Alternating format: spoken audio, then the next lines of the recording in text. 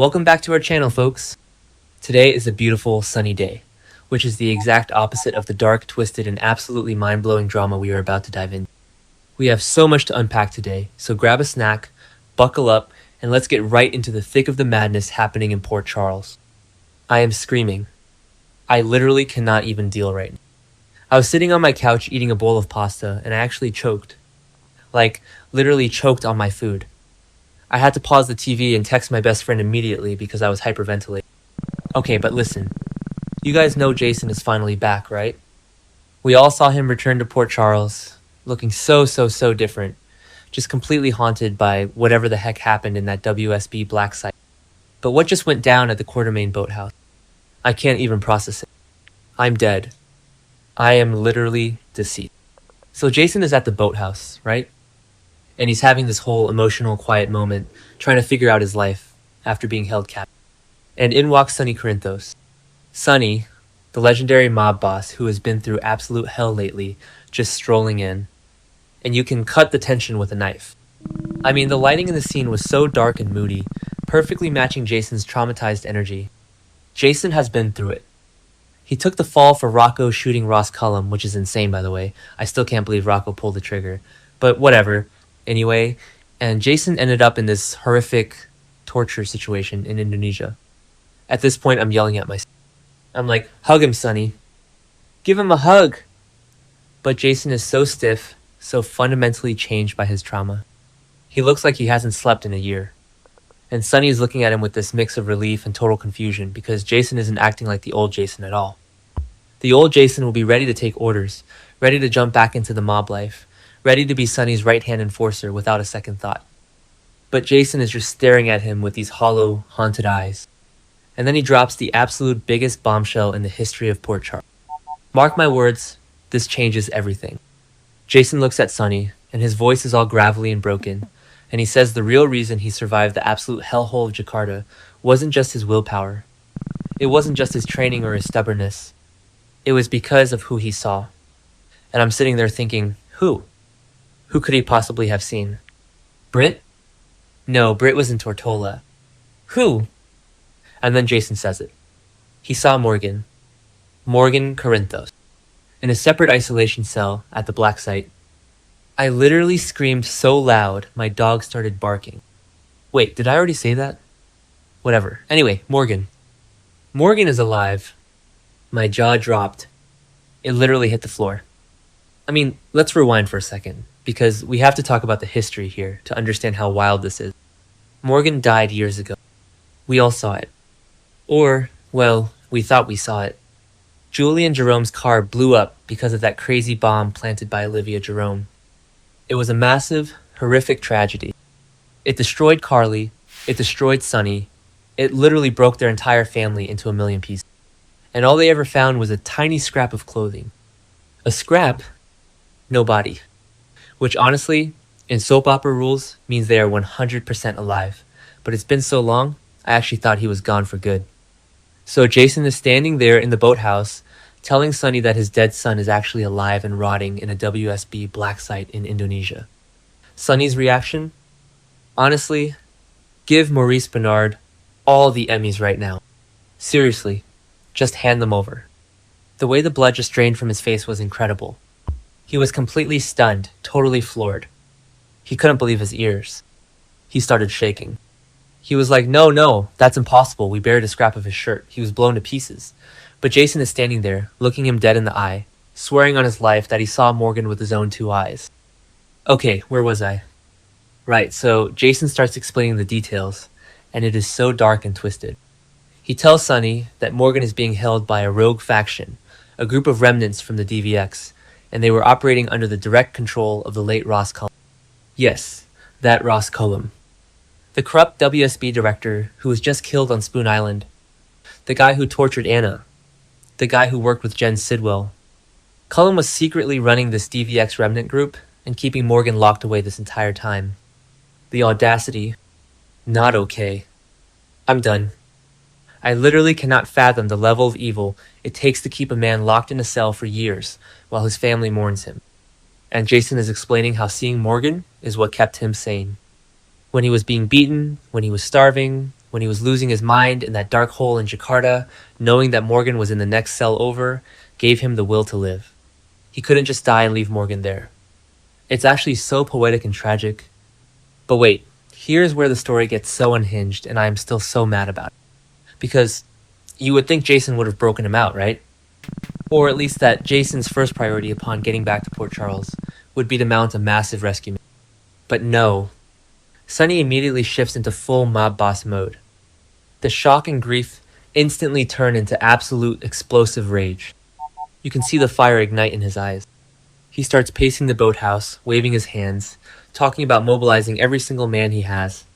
He wants to call in all his favors, arm his guards, get a private jet, and launch a full-scale military assault on Jakarta tonight. He is ready to burn the entire country of Indonesia to the ground to get his son back. And honestly, I am here for it. Go get him, Sonny. Burn it down. I was literally cheering on my couch. But then, Jason stops him. Jason literally puts his hand up and says no. I'm sorry, what? I had to rewind the episode because I thought I misheard him. Jason, the man who has spent his entire adult life sacrificing everything for Sonny Corinthos, is telling him no. Jason says they can't just attack blindly. He warns Sonny about how incredibly dangerous these DVX remnants are, how heavily guarded the black site is, and how a mob assault would just get Morgan killed instantly. But that's not even the real reason. The real reason is what shattered my heart into a million pieces. Jason looks at Sonny, and you can see the absolute agony in his expression, and he says he is done. He is leaving the mob. He is stepping away from the violence, the shootouts, the endless cycle of trauma. Why? Because of Danny. His son Danny. Jason says that while he was in that cell, he realized that he has missed so much of Danny's life. He realized that taking the fall for Rocco almost cost him his own son forever. He tells Sonny that he has to prioritize Danny now. He has to be a father. He cannot risk his life on a suicide mission to Jakarta when Danny needs him here in Port Charles. I am crying. I am actually crying writing this. It is so beautiful, but also so tragic. Because Sonny is looking at him like he just grew a second head. Sonny cannot comprehend that Jason is choosing anything, even his own son, over the Corinthos family. Over Morgan? Sonny is screaming, "That's my son, Jason! He's alive!" And Jason is just standing there like a stone wall saying, "And Danny is mine. And I'm not leaving him again." The tension. The drama. I can't breathe. I literally cannot breathe. This is the start of a massive rift between them. I'm calling it now. This is going to end badly. Mark my words. This is the end of the Sonny and Jason era as we know. Sonny feels completely betrayed. He thinks Jason is abandoning him in his darkest hour, right when he finally has a chance to get his dead son back. And Jason feels like Sonny is being selfish, expecting Jason to throw his life away and abandon Danny yet again. Both of them are right, and both of them are wrong, and it is tearing me apart. And don't even get me started on what happens when Carly finds out. Oh my god. Carly. She is already dealing with so much right now, navigating her complicated feelings for Sonny, dealing with Valentine, keeping secrets, trying to protect Jocelyn from the WSB.